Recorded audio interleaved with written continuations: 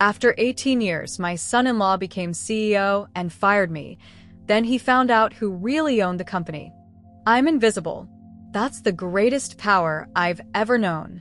For 18 years, I've sat at the same unassuming desk near the coffee machine on the 14th floor of Hartwell Industries. I arrive at 8:15 every morning, not early enough to seem eager, not late enough to draw attention. I wear sensible flats that don't click against the marble floors and cardigans in shades of beige and navy that blend into the walls.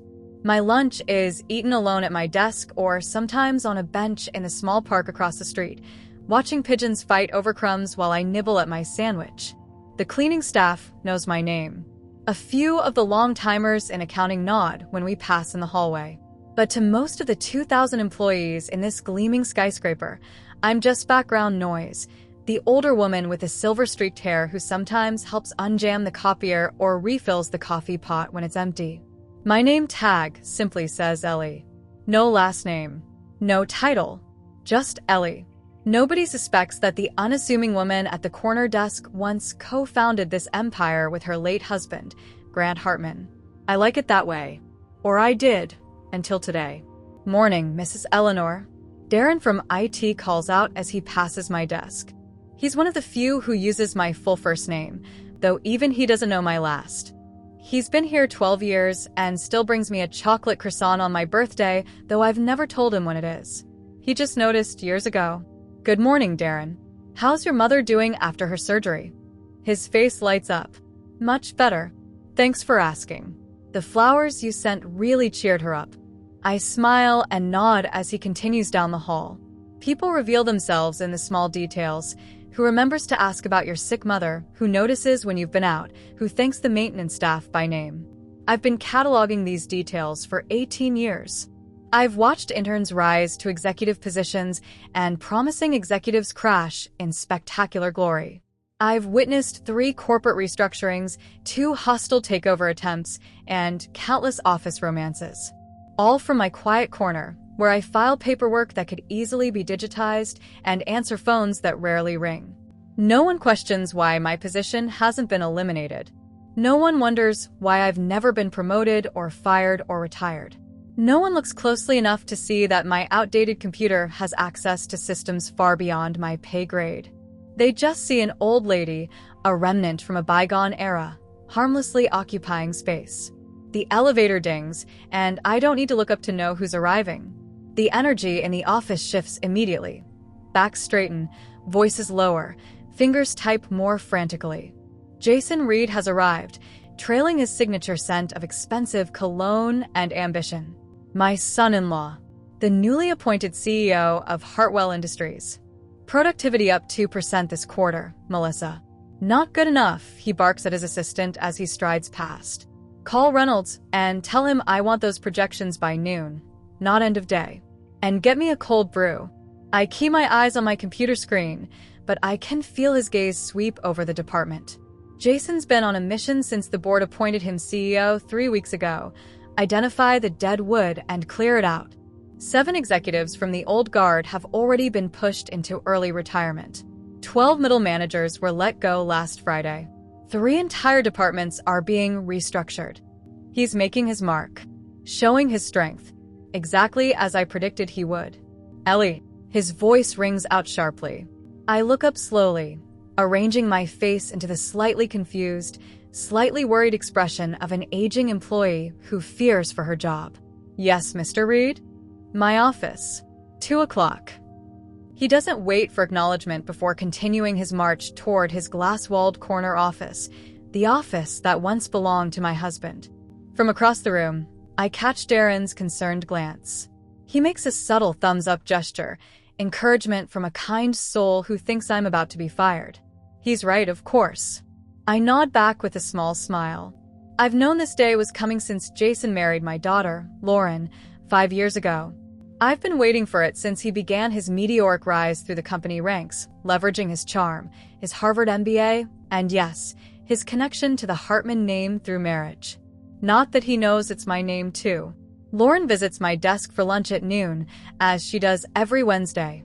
My beautiful daughter with her father's eyes and my stubborn chin. She's a pediatric surgeon, wants nothing to do with the corporate world. She brings sushi and sits in the spare chair beside my desk. Mom, Jason told me he's meeting with you today, she says quietly, her eyes worried. I tried to talk to him, but you know how he gets when he's in CEO mode. I pat her hand. Don't worry, sweetheart. I've been expecting this. It's time. But it's not fair. You've given your life to this company.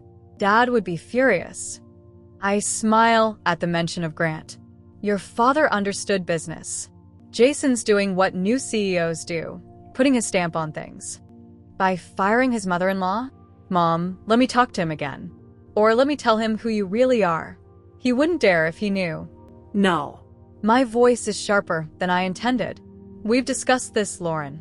Your father and I agreed. The company knows me as Ellie from accounting. That's how it stays. But why? I still don't understand why you've hidden all these years. This is your company too. I look around the busy office floor at the empire built from nothing but dreams and determination. Because I wanted to see, I say simply, I want to know what people do when they think no one important is watching. At precisely 2 o'clock, I knock on Jason's door. Through the glass, I can see him on the phone, gesturing dramatically. He holds up one finger, making me wait. A power move, one of many I've observed him perfect over the years. I take a seat outside his office and wait patiently. My hands are folded in my lap, my expression neutral. Inside, however, I'm counting down the final moments of one chapter of my life. What happens next will depend entirely on Jason. But after 18 years of watching from the shadows, I'm ready to step into the light. Whether Hartwell Industries is ready for Eleanor Hartman to return is another question entirely. After 15 minutes of watching Jason perform importance through his glass walls, he finally waves me in. I rise slowly, deliberately, using the careful movements expected of a woman my age. It's amazing what people don't see when they think they know what they're looking at. Close the door behind you, Jason says without looking up from his computer. His office is a monument to self-importance. My husband's modest furnishings have been replaced with gleaming chrome and black leather. Grant's vintage desk, the one we found at a flea market when we couldn't afford new furniture for our first real office, is gone. In its place sits an enormous slab of glass atop 2 minimalist pedestals. There's not a single photo of Lauren anywhere. Have a seat, Ellie. Jason gestures to the chair across from him. It's lower than his own, another power move I've seen him use in countless meetings. I sit and wait as he continues typing, his fingers striking the keys with unnecessary force. Finally, he turns his attention to me, leaning back in his chair and steepling his fingers. His expression is one I've labeled his regretful executive face, practiced to perfection in the mirror, I'm sure. Ellie, you've been with Hartwell for a long time. 18 years, I say quietly. 18 years. He nods as if impressed, though I can see the calculation behind his eyes. That's a remarkable tenure. You've seen a lot of changes around here. I have indeed. And change is important, don't you think? For a company to grow, evolve, move forward? I smile. Some changes are necessary. Others are premature. A flicker of annoyance crosses his face. Jason doesn't like when conversations deviate from a script. Well, we're entering a new era at Hartwell. My vision for this company requires fresh energy, new perspectives. He reaches for a folder on his desk. I'll be direct. We're streamlining operations across all departments. You're firing me, I say simply. He blinks, momentarily thrown by my bluntness. I prefer to call it early retirement. Your position has become redundant. A memory flashes through my mind. Grant and I at our kitchen table 30 years ago, drafting the first business plan for Hartwell on yellow legal pads, our newborn Lauren asleep in her bassinet beside us. We had worked until dawn, fueled by cheap coffee and expensive dreams. I see, I say. Your severance package is quite generous. He slides a document across the desk. 6-month salary, extended health benefits, and a small retirement bonus in recognition of your years of service. The document before me represents the value Jason places on 18 years of my life, A pittance compared to the fortune he's already begun paying himself.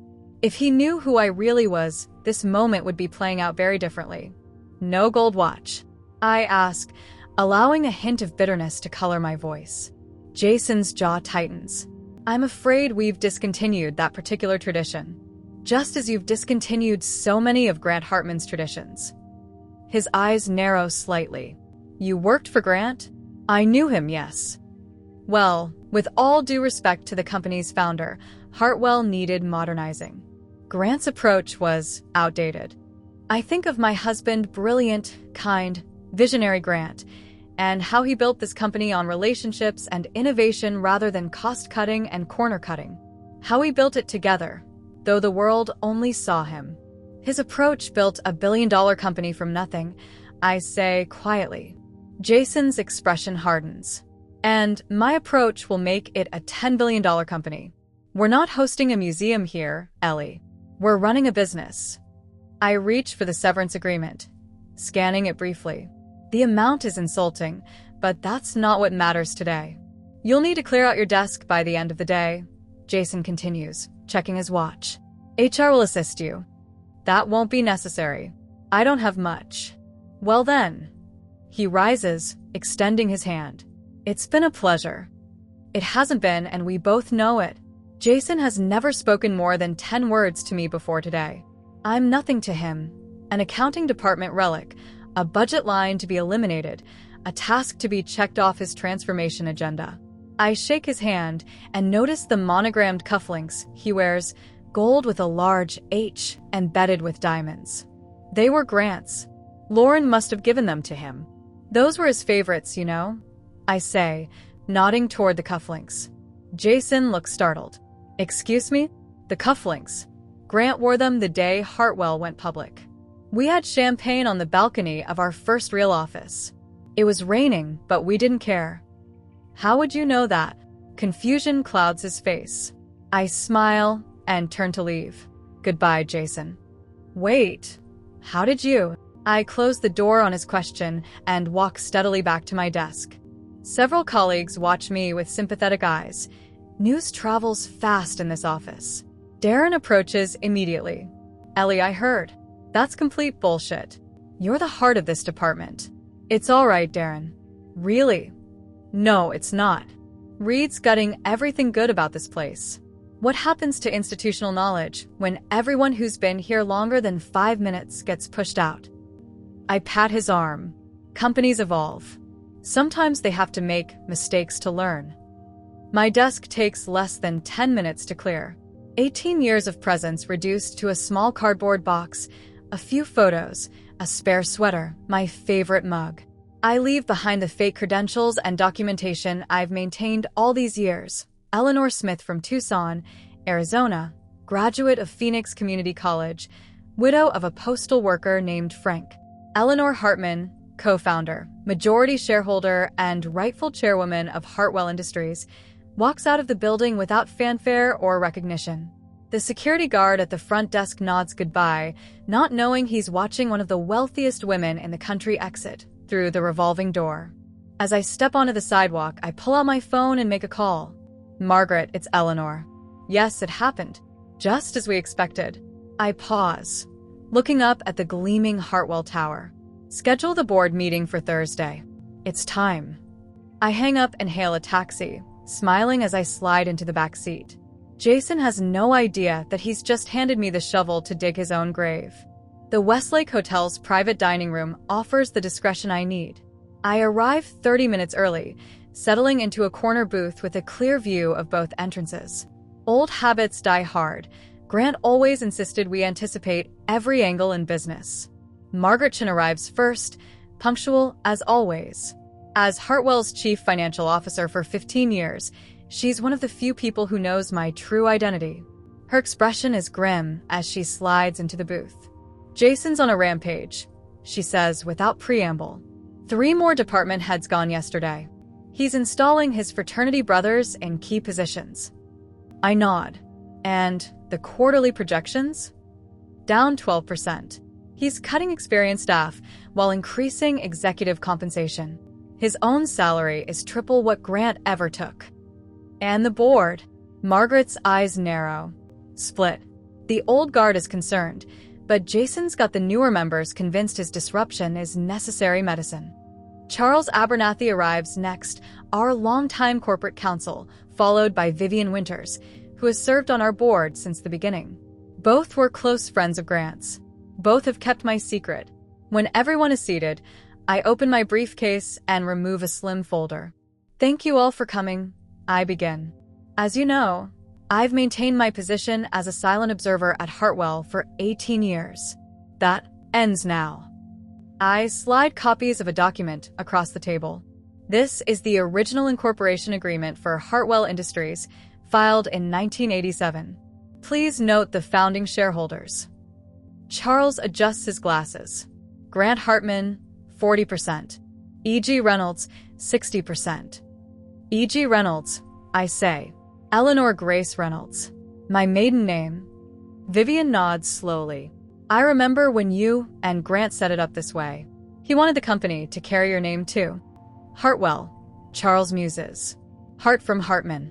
Well from Reynolds. Clever. I smile. Grant thought so. When Lauren was born and I stepped back, we agreed I would remain the majority shareholder, but Grant would be the public face. E.G. Reynolds would be listed in the corporate documents, but only as a silent partner. And after Grant died? Vivian asks. I could have stepped forward then, I admit. But I wanted to understand the company from the inside. Not as the boss's widow, not as the majority owner, but as an ordinary employee. I wanted to see who would honor Grant's legacy and who would try to dismantle it. Margaret taps the incorporation document. Jason has no idea you're E.G. Reynolds, does he? No. He knows his mother-in-law worked at Hartwell, but he believes I was just a bookkeeper Grant took pity on. Lauren has kept my secret at my insistence. The memory surfaces, Grant in his hospital bed, just days before cancer took him. Promise me, Ellie, he'd whispered. Don't let them know. Watch first. See who's worthy. I'd promised, not understanding then how hard it would be to remain silent as others claimed credit for our shared vision. So the board position held by E.G. Reynolds. Charles begins. I attend those meetings as Eleanor Reynolds, Grant's reclusive former partner who dislikes publicity. I dial in remotely most times. When I do attend in person, I dress differently, wear glasses, style my hair differently. Jason has only seen E.G. Reynolds twice, and he paid little attention to the quiet older woman at the far end of the boardroom. And now? Margaret asks. I straighten in my seat. Now I'm done watching. Jason has crossed the line. He's not just changing the company, he's destroying its foundation. The people who built Hartwell are being discarded like trash. What's your plan? Vivian leans forward. I've called an emergency board meeting for Thursday. As E.G. Reynolds, I'll propose a vote of no confidence in Jason's leadership, backed by these. I produce a second folder containing financial projections, employee turnover statistics, and documentation of Jason's reckless decisions. Charles whistles low. This is thorough. 18 years of observation. I remind him. I've documented everything, but I need your support. Once I reveal myself, there's no going back. The three exchange glances. Lauren. Margaret asks softly. My chest tightens. She'll be hurt. She believes in Jason despite his flaws. She doesn't understand what he's doing to Hartwell. And your relationship with her? At risk, I admit. But this company was Grant's legacy to her too, even if she chose medicine instead of business. I can't let Jason destroy it. Vivian reaches across the table and squeezes my hand. Grant would be proud, Ellie. You've shown remarkable patience. Patient, perhaps, or cowardly. I've questioned my decision to remain hidden countless times over the years. Would Grant have approved of how long I've waited? Not cowardly, Charles counters firmly. Strategic. You've given Jason enough rope to hang himself. The board will see that. I hope so, I say. Because on Thursday, Eleanor Hartman returns from the shadows. After our meeting concludes, I walk 6 blocks to my apartment. Not the penthouse most would expect for Hartwell's co-founder, but but a modest two-bedroom I purchased under my maiden name. The simplicity has kept me grounded all these years. Inside, I pour a glass of Grant's favorite whiskey and open my laptop. I navigate to the secure server where I've stored evidence of Jason's mismanagement, the arbitrary firings, the cronyism, the dangerously short-sighted cost-cutting measures that have already begun to affect product quality. My phone rings. Lauren. Mom, are you okay? I just heard what Jason did. I take a deep breath. I'm fine, sweetheart. I'm furious with him. He promised he'd find you another position. Another lie from Jason. Typical. It's really all right, I assure her. Maybe it's time for a change. Still, to treat you that way after all these years. I've told him he needs to apologize. I close my eyes, imagining the confrontation that awaits us all. Lauren, whatever happens in the next few days, remember that I love you. And everything I've done has been to protect what your father and I built. Mom, what are you talking about? You're scaring me. Nothing to be scared about, I say softly. Just know that the truth has a way of surfacing, eventually. After we hang up, I access my email and, for the first time in 18 years, sign in as E.G. Reynolds, board member and majority shareholder of Hartwell Industries. I draft the formal request for an emergency meeting, citing urgent concerns regarding current leadership and fiduciary responsibilities. I include all board members in the recipient list, including Jason Reed, CEO. My finger hovers over the send button. Once I press it, there's no turning back. Eleanor Smith, the invisible accountant, will cease to exist. Eleanor Hartman will step into the light. I think of Grant, of the company we built from nothing, of the legacy we created. I think of Jason sitting in Grant's office, wearing his cufflinks, dismantling his life's work. I press send. The Hartwell boardroom has always impressed visitors with its understated elegance. Grant believed ostentation signaled insecurity. Real power doesn't need to shout, he'd say. The room remains much as he designed it. Warm walnut paneling, comfortable leather chairs, and a stunning view of the city skyline. I arrive an hour early as Eleanor Reynolds, not the Ellie Smith that Hartwell employees knew. My hair is styled differently. I wear a tailored charcoal suit rather than my usual cardigans, and subtle makeup highlights my features rather than downplaying them. The security guard doesn't recognize me, checking my ID badge twice before reluctantly letting me pass. Margaret is already there, setting up the presentation we prepared. She glances up when I enter. Ready for this? She asks. I've been preparing for 18 years, I reply, though my stomach churns with nerves I haven't felt since our IPO day. Board members begin arriving 30 minutes later. Some I've worked with for decades. Others Jason has recently appointed. They eye me curiously. E.G. Reynolds rarely attends in person. Some nod politely. Others whisper questions to their neighbors. I take my seat at the far end of the table, not yet claiming the position that will soon be mine. At precisely 10 a.m., Jason strides in, flanked by two of his new executive hires. He's frowning at his phone, irritation evident in every movement. He glances around the room, his eyes passing over me without recognition before returning to his device. Let's make this quick, he announces without preamble. I've got a merger discussion at 11:30. Charles clears his throat. Actually, Jason, this meeting was called by Ms. Reynolds. As majority shareholder, she has the floor. Jason's head snaps up, finally focusing on the board members. His eyes land on me, showing no recognition, just mild curiosity. Ms. Reynolds, he says with a nod that barely qualifies as respectful. This is unexpected. You rarely grace us with your physical presence. Special circumstances call for special measures, Mr. Reed. I reply, my voice stronger and more authoritative than he's ever heard from Ellie in accounting. And what circumstances are those? His tone is dismissive, already thinking of his next meeting. I stand, commanding the room's attention. The systematic dismantling of Hartwell Industries' core values, corporate culture, and long-term sustainability. A murmur runs through the board members. Jason's expression darkens. That's a serious accusation, Ms. Reynolds. especially from someone who hasn't been actively involved in day-to-day operations for years. I allow myself a small smile. Oh, I've been very involved, Mr. Reed. More than you know. Margaret distributes folders to each board member. These contain detailed analysis of the company's performance under Mr. Reed's leadership, including financial projections, employee retention metrics, and customer satisfaction surveys.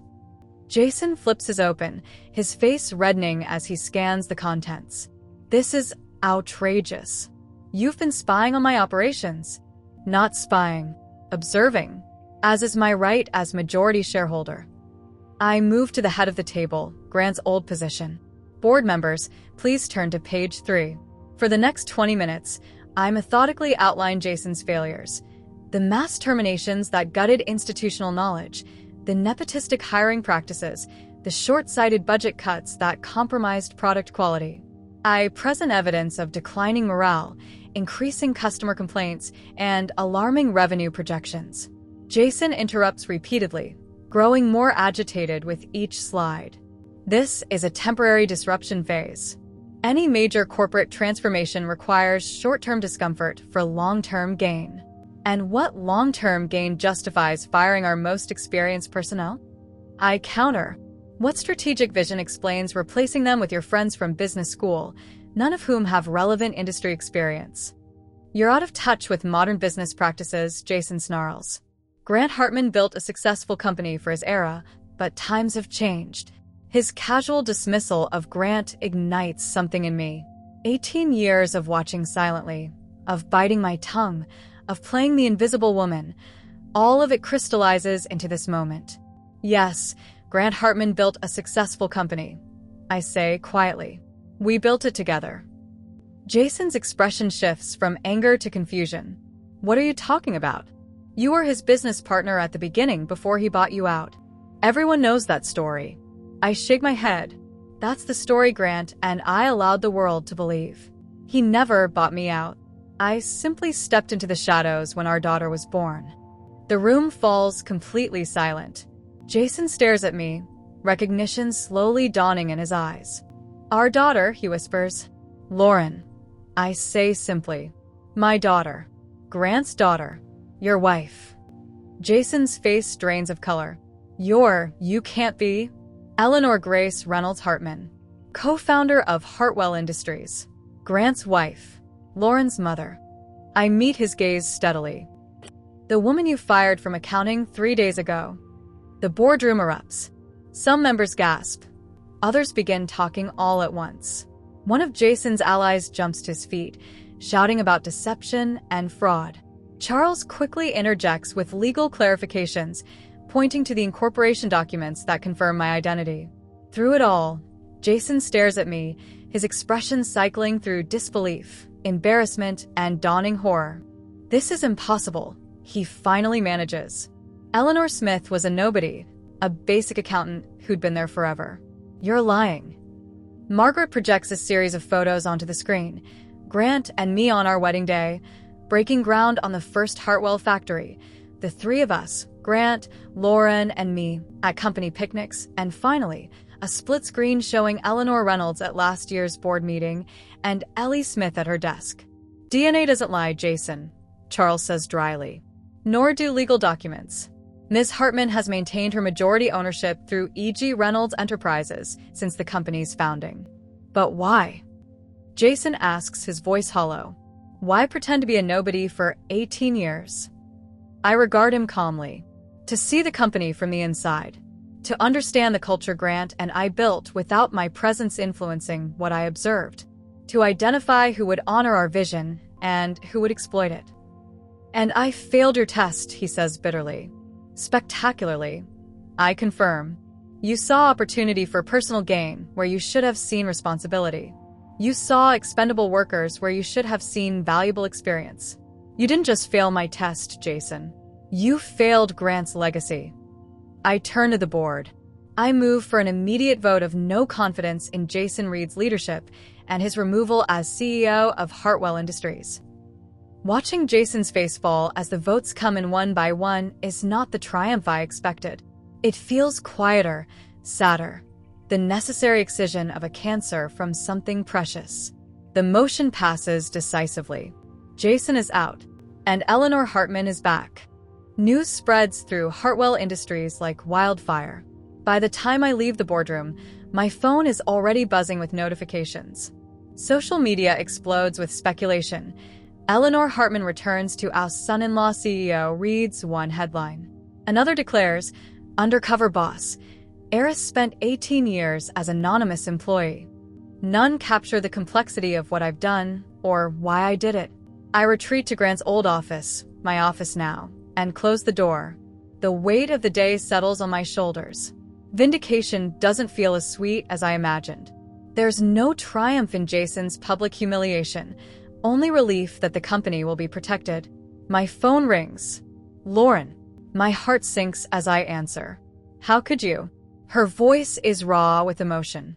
How could you blindside him like that? Blindside me? Lauren. 18 years, Mom. You lied to me for 18 years. Every time I talked about Jason's work at Hartwell, every time I shared his ambitions with you, you sat there knowing you owned the company. I never lied about owning the company. I say quietly. I just asked you not to tell Jason who I really was. A lie by omission is still a lie. You've destroyed his career, his reputation. Do you have any idea what this will do to him? To us. The pain in her voice cuts deeper than any boardroom confrontation could. Lauren has always been my weak spot. The reason I stepped back from Hartwell in the first place, the reason I've questioned my decision to remain hidden countless times. I did what was necessary to protect the company your father and I built. No, you did what was necessary to satisfy your ego, she retorts.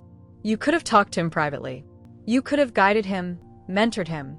Instead, you set him up to fail and then publicly humiliated him. Her words sting because they hold a kernel of truth. Did I give Jason a fair chance? Or was I watching for his mistakes, cataloging his failures, waiting for the moment to reclaim what was mine? Jason made his own choices, I say.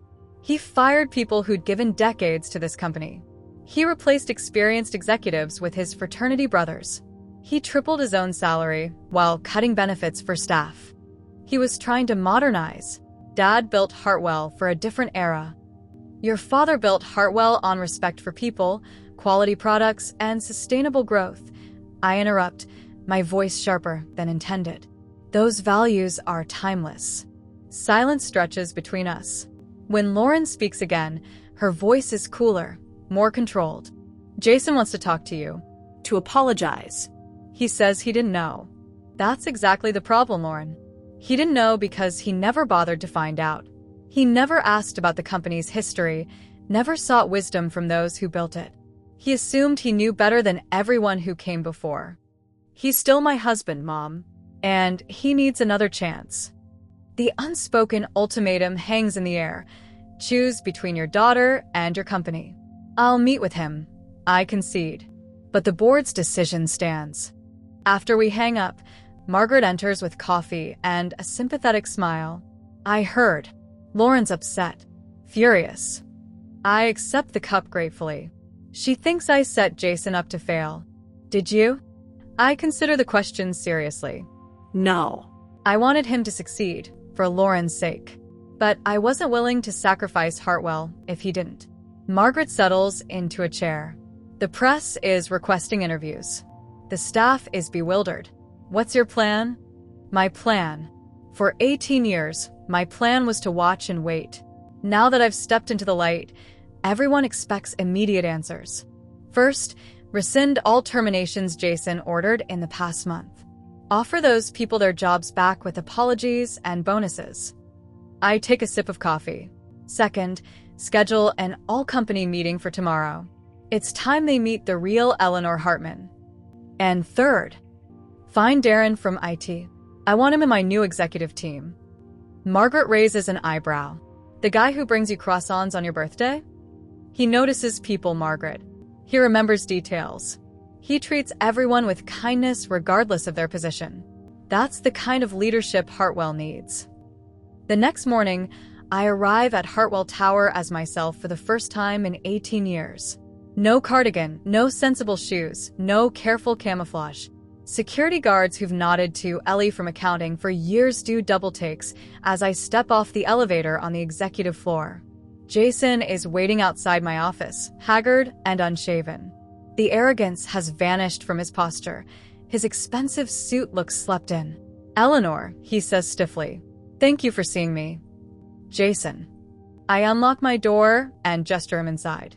He paces the room, unable to meet my eyes. "Lauren insisted I come. She thinks there's a path forward." "Is that what you think?" He finally looks at me, desperation plain in his expression. "I need this job. My reputation." "This was never just a job," I interrupt. "That was your fundamental misunderstanding. Hartwell isn't a stepping stone or a line on your resume. It's a legacy, a community, a responsibility." "I see that now." "No, you see that you've lost something valuable. It's not the same thing." I study him carefully. "Did you ever wonder about Ellie from accounting? Did you ever ask yourself why a woman would stay in the same position for 18 years? What motivated her? What she might have to teach you?" He looks away. No. "That's why you failed, Jason. Not because you made changes, change is necessary. You failed because you didn't value the people who built what you were changing." "Give me another chance," he pleads. "I can learn." For a moment, I see what Lauren sees in him, the potential beneath the ambition, the boy still trying to prove himself in a man's body. "Not a CEO," I say firmly. "That door is closed.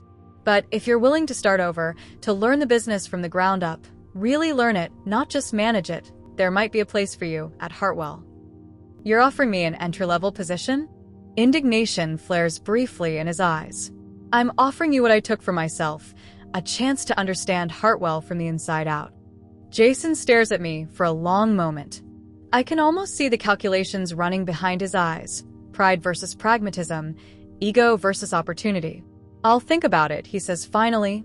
After he leaves, Lauren calls again. Her anger has cooled somewhat, but the hurt remains. "Will you ever forgive me?" I ask her. "I don't know, Mom." "You kept half your life secret from me. I thought I was protecting you and the company." "Well, now the company is safe," she says with an edge to her voice. "But our relationship? That's going to take some work." The honesty is painful, but necessary. Some bridges can't be rebuilt quickly. "I'm willing to do the work," I tell my daughter. "The company doesn't run on apologies, but families might." After we hang up, I look out at the city below. Grant and I built Hartwell from nothing, brick by brick, dream by dream. We created something that would outlast us, something worth fighting for, worth protecting. But in my zealous guardianship, I may have lost something even more precious. Only time will tell if both can be saved.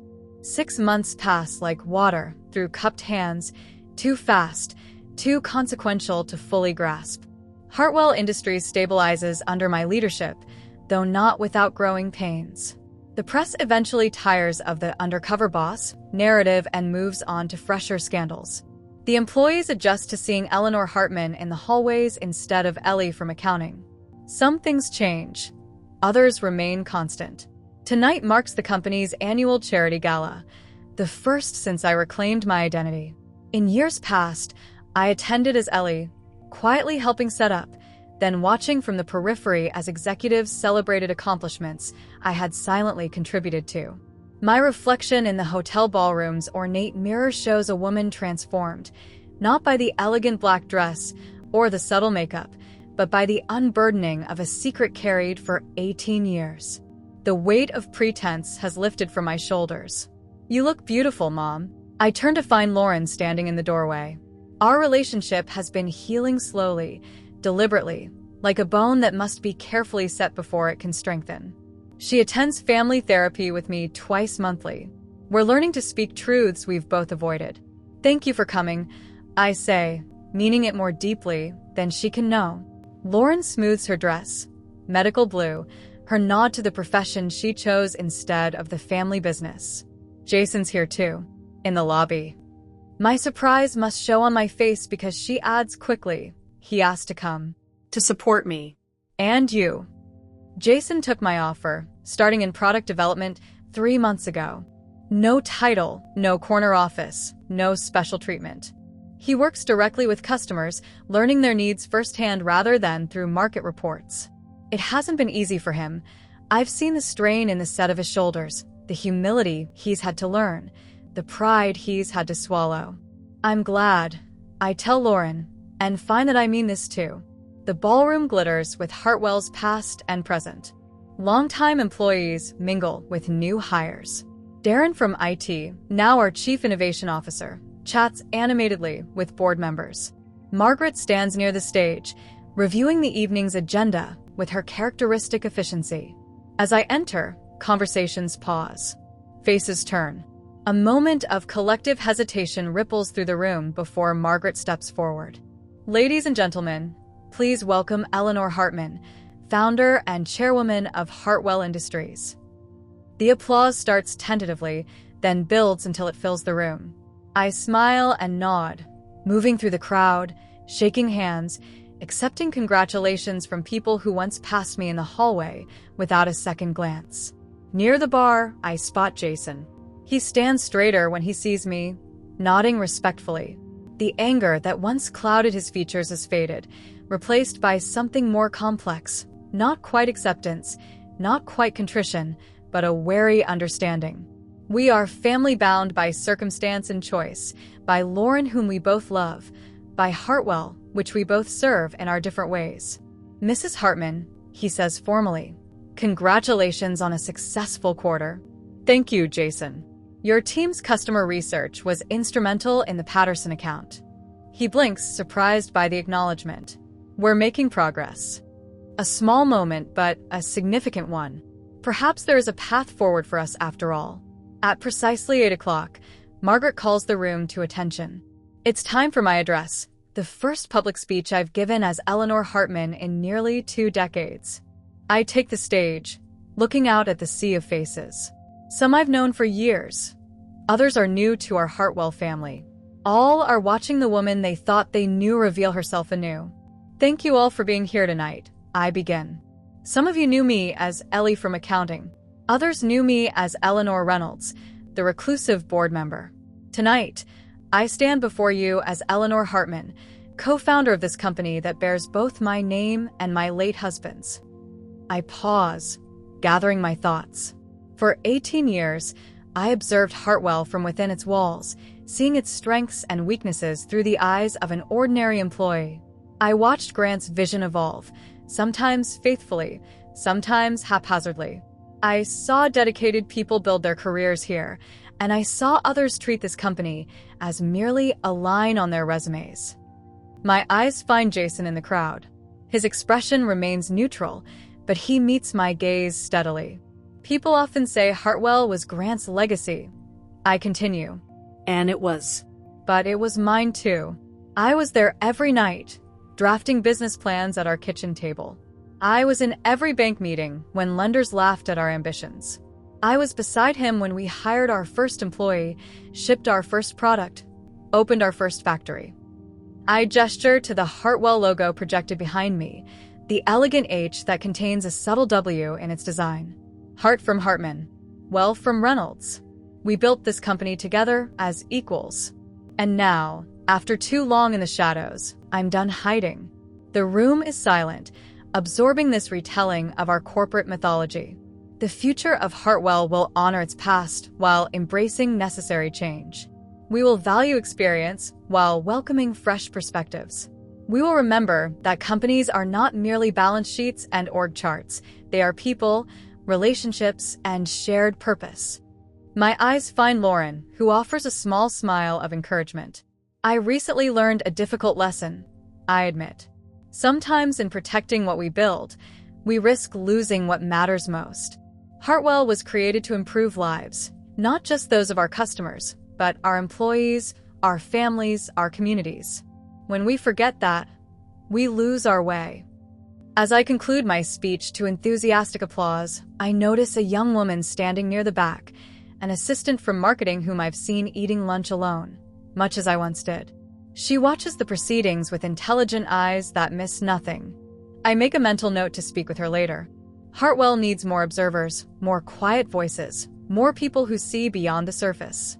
Later, as the evening winds down, I find myself on the balcony overlooking the city.